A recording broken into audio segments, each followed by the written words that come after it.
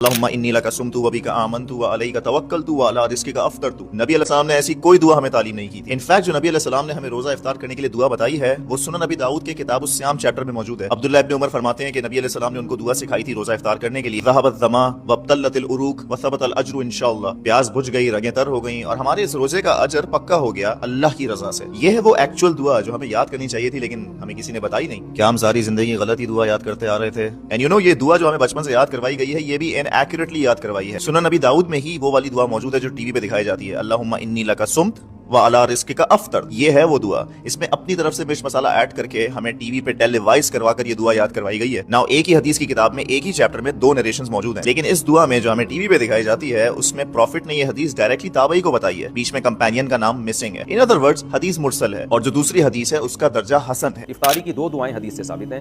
ایک دعا ہے ذهب الظما وابتلت العروق وثبت الاجر انشاء اللہ، پیاس چلی گئی اور رگیں تر ہو گئیں اور اللہ نے چاہا تو روزے کا اجر ہمارے اعمال میں لکھ دیا گیا۔ یہ دعا تو بالاتفاق افطاری کے بعد ہے، جب آپ نے افطاری کر لی طبیعت کو سکون حاصل ہو گیا اس کے بعد یہ دعا پڑھیں۔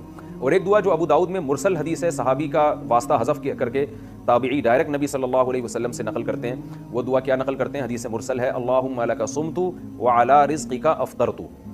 تو اس کے بارے میں آتا ہے کہ کان اذا افطر، نبی صلی اللہ علیہ وسلم جب افطار کرتے تو پھر آپ یہ دعا پڑھتے، اللہم لک صمت وعلی رزقک افطرت، اے اللہ میں نے تیرے لیے روزہ رکھا اور میں نے تیرے ہی لیے افطار کیا۔